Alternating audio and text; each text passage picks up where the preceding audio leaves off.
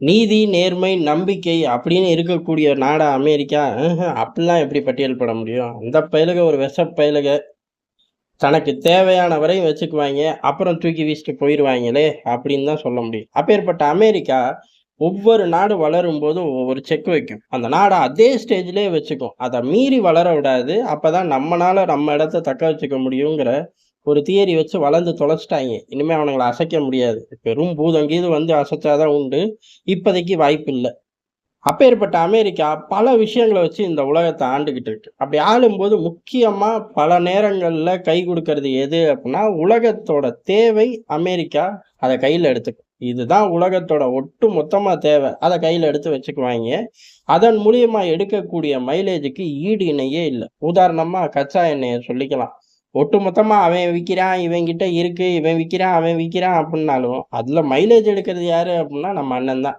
அதுக்கடுத்து உலகத்துக்கு தேவை என்ன அப்படின்னு பார்த்தா டெக்னாலஜி. அந்த டெக்னாலஜி சார்ந்து அமெரிக்க நிறுவனங்கள் தான் கொடிகட்டி பறக்குது. அதுக்கடுத்து அதுல உச்சம் அப்படின்னு பார்த்தோம்னா, இப்போதைக்கு Starlinkஅ கொண்டு வந்து நிறுத்தியிருக்காய்ங்க. ஒவ்வொரு விஷயமா மாறி கச்சா எண்ணெய், அதுக்கடுத்து நம்ம முதலாளி, அதுக்கடுத்து இப்ப Starlinkன்னு கொண்டு வந்து வச்சுட்டாய்ங்க. இப்ப Starlink என்ன சேட்ட பண்ணுதுங்கிறது தான். அமெரிக்காவோட இணைந்து பண்ணுதா? இல்ல அமெரிக்கால தான் ஒரு அரசாங்கம் அப்படிங்கிற மாரி Starlink முதலாளி எலான் மஸ்க் பண்றாரா? அப்படிங்கிற கேள்வி பல பகுதிகள்ல எழுது. ஏன் அப்படின்னா, மனுஷன் வாய் அப்படி, செய்யற சேட்டையும் அப்படி.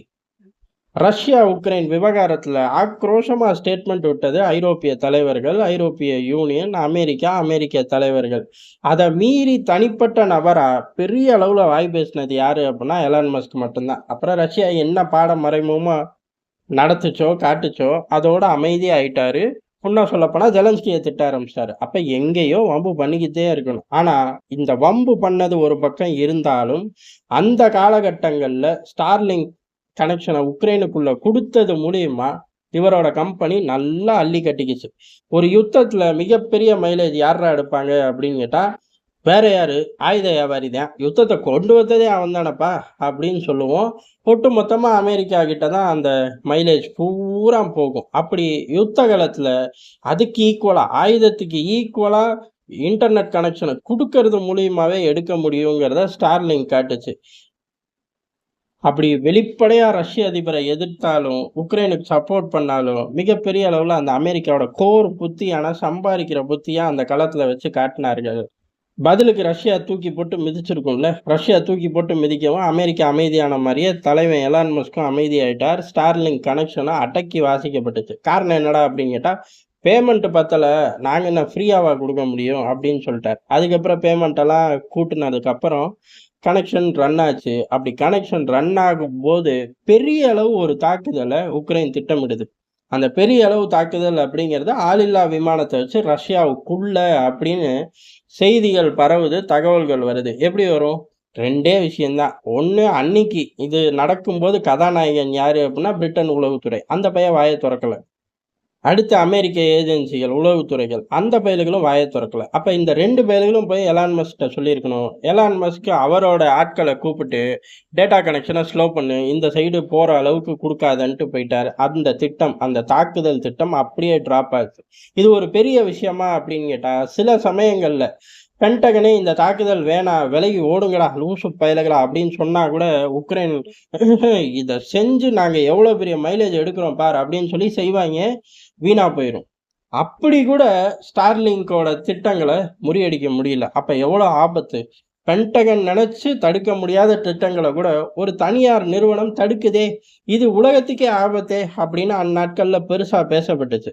இப்ப அந்த சம்பவத்த எல்லாம் அப்படியே பேக் பண்ணி, இப்ப இந்தியாவுக்குள்ள Starlink டிவைஸ் மாட்டியிருக்கு. அடப்பாவிகளா! இங்க எதுக்குடா மாட்டுச்சு? உன்னும் அனுமதிலாம் தரலையே! கம்பெனியே ஓப்பன் பண்ணலையே! அப்படின்னு கேட்டோம்னா, மாட்டுன லொகேஷன் மணிப்பூர். கேட்கவே வேணாம். அங்க 1 டசன் பயலுக துப்பாக்கிய தூக்கி சுத்திட்டு திரியிறாய்ங்க. அந்த ஆயுதங்கள் பிடிபடும்போது, ஆட்கள் பிடிபடும்போது Starlink டிவைஸ் 1 சிக்கியிருக்கு. டிவைஸ் 1 தானா? தெரியல. இனிமே தான் பார்க்கணும். இதுக்கு முன்னாடி இந்த மாரி சம்பவங்கள் நடந்திருக்கா அப்படின்னு கேட்டா, இதுக்கு முன்னாடி இந்திய கடலோர படைகள் ஒரு ஸ்மக்லிங் போட்ட பிடிக்கிறார்கள். பெரிய அளவுல அதுல ட்ரக்ஸ் இருக்கு. அ பெரிய ஒரு ஷிப்மெண்ட் தான். அதனால ஒரு பெரிய கைகள் இதுக்கு பின்னாடி இருக்கும் அப்படிங்கிறது. அதாவது சர்வதேச போதை கும்பல்கள் பின்னாடி இருக்கும். ஆப்கானிஸ்தானா இருக்கலாம், இல்ல அதுக்கும் மேல உள்ள பயலுகளா இருக்கலாம். அந்த கும்பல் கிட்ட ஸ்டார்லிங்க் டிவைஸ் இருக்கு. அந்த டிவைஸ வச்சு தான் இந்திய கடல்கள்ல திட்டங்கள் போட்டு நகர்ந்தார்கள். ஆஹா! என்ன இது பெரும் வம்பா போச்சே! அப்படின்னு சொல்லி யோசிச்ச காலகட்டம், இப்ப அந்த டிவைஸ் உள்ள வந்திருக்கு. சரி இந்த டிவைஸ ஒரு யுத்த காலத்துல இவர்கள மீறி ஆப்பரேட் பண்ண முடியாத அளவு கண்ட்ரோல் பண்ற பயப்புள்ளைகளால, இந்த டிவைஸ ஸ்மக்கிள் பண்ணி தூக்கிட்டு வந்து யூஸ் பண்ணிற முடியுமா? இவனுங்க கண்ட்ரோல் எடுக்காம இருப்பாய்ங்களா? அப்படின்னு கேட்டா, அது எப்படி? யுத்த காலத்துக்குள்ளேயே அவர்கள் கண்ட்ரோல்ல தான் இருக்கும்போது டிவைஸ் இந்த மாரி லொகேஷனுக்கு வருது. நமக்கு ரெஸ்ட்ரிக்ஷன் உள்ள பகுதிகள், அதாவது Starlinkக்கு இங்க ஒண்ணும் ரைட்ஸே குடுக்கல. அந்த பகுதிகளுக்குள்ள நுழையுது அப்புட்ன்னா, ஆட்டோமேட்டிக்கா இந்த பயலுக விட்டுருக்காய்ங்க. இப்ப விட்டது யாரு? அப்படிங்கிற கேள்வி தான். காரணம், பல நேரங்கள்ல அமெரிக்காவ மீறி இவர் செயல்படுறார். தனி ஒரு முதலாளியா உலகத்த ஆண்டுகிட்டு இருக்கார் அப்படிங்கிற குற்றச்சாட்டு வருது. இன்னொரு பக்கம் அமெரிக்காவும் இருக்க வாய்ப்பு இருக்கு. சரி இந்தியாவுக்கு எதிரா ஏதாச்சும் ஒரு செக்க தூக்கி வீசிக்கிட்டே இருக்கணும். இந்தியாவுக்கு எதிரான்னு இல்ல. அன்னை அமெரிக்காவோட கேடுகெட்ட புத்தியை எல்லா பயகிட்டயும் ஒவ்வொரு செக்க தூக்கி வீசிக்கிட்டே இருக்கணும். ஏதோ ஒரு காலகட்டத்துல ஒரு கொக்கி போட்டு இழுக்கலாம்ல. அப்படி கூட இந்த விஷயத்த பார்க்க வேண்டியதா இருக்கு. அமெரிக்க கவர்மெண்டே இந்த வேலைய பார்த்திருக்குமா அப்படின்னு. இல்ல, இல்ல அவன் உத்தம புத்திரன்பா. அப்படிலாம் பார்க்க மாட்டான் அப்படின்னு யாருமே சத்தியம் பண்ண மாட்டோம். இந்தியர்கள் பூரா சத்தியம் பண்ண மாட்டோம்னு சொல்ல முடியாது. ஒட்டுமொத்த உலகமும் சத்தியம் பண்ண மாட்டோம். அப்படி இருக்கும்போது அதுக்கும் வாய்ப்பு இருக்கு. அதே மாரி Starlink இங்க கடைய தொறக்கறக்கு ரொம்ப போராடுது. இங்க உள்ள பெரும் ஆட்கள் தடுக்கிறார்கள். கவர்மெண்ட் யோசிக்குது. இது பூரா பிசினஸ் ரீதியான உள்ளது. இந்த பிசினஸையும் அரசியலையும் குழப்ப தேவையில்ல. ஆனா Starlink இங்க வர பாக்குது. அவர்களோட டெர்ம்ஸ் அண்ட் கண்டிஷனுக்கு நம்ம ஒத்து வர மாட்டேங்கிறோம். அப்ப ஆட்டோமேட்டிக்கா இந்த பையன் 2 டிவைஸ தூக்கி போடுவோம். ஆட்டோமேட்டிக்கா பேச்சுவார்த்தையில 2 நார்ம்ஸ சப் கிளாஸ தூக்கட்டும் அப்படின்னு சொல்லி கூட செஞ்சிருக்க வாய்ப்பு இருக்கு. ஏன்னா எலான் மஸ்க் அந்த மாரி ஆள். இப்பதான் அடுத்த விஷயத்துக்குள்ள நுழைஞ்சே தீரணும். என்ன அப்டின்னா, இந்த Starlink டிவைஸ பஸ் பண்றத இப்ப ரஷ்யா கண்டுபிடிச்சு வச்சிருக்கு. அத நோக்கி நம்மளும் ஓடி தொலையணும்.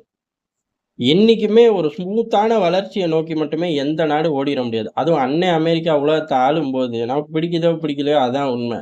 இந்த மாரி சேட்டைகளையும் அமெரிக்கா பண்ணும். எதிர்த்து செக் வச்சு நகர்ந்து போணும். இல்ல அப்டின்னா இந்த மாரி ஒரு டிவைஸ் இப்ப மாட்டியிருக்கு. இல்ல கொள்ள டிவைஸ உள்ள இறக்கியிருக்காய்ங்களா? இப்படி போட்டு மண்டைய பிச்சுக்கிட்டு இருக்கிறக்கு இத சமாளிக்கிறக்கான அந்த டெக்னாலஜி ஓரியன்டடா ஒர்க் பண்ணணும். ஏற்கனவே ஏதோ டெல்லி ஒர்க் பண்ணி வச்சிருக்கும். டெல்லியும் இந்த சமகாலங்கள்ல லைட்டா எடை போட முடியாது. திடீர்னு எலான் மஸ்கே அதிர்ச்சி குடுக்குற மாரி ஒரு டிவைஸ இந்திய அரசாங்கம் கொண்டு வந்து வச்சாலும் ஆச்சரியப்படுறதுக்கு இல்ல. அதே சமயம் விளையாட்ட இதுவரை அன்னை அமெரிக்கா மட்டும் விளையாண்டான். இப்ப அன்னை அமெரிக்காவுக்குள்ளேயே ஒரு அண்ணன் வந்துட்டான். ட்ரம்போட செல்லக்குட்டியா வேற வந்துட்டான்.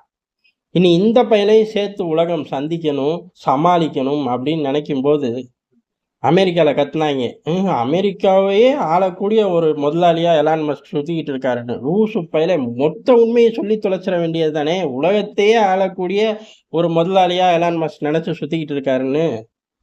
அவன் என்னைக்கு உண்மைய பேசியிருக்கான். நம்மளா அன்னைக்கே ஸ்மெல் பண்ணியிருக்கணும். இன்னைக்கு இந்த டிவைஸு உள்ள மாட்டாம தடுத்திருக்கலாம்ங்கிறது எதார்த்தமான உண்ம. பார்ப்போம் வருங்காலங்கள்ல என்ன நடக்குதுன்னு. நன்றி, வணக்கம்.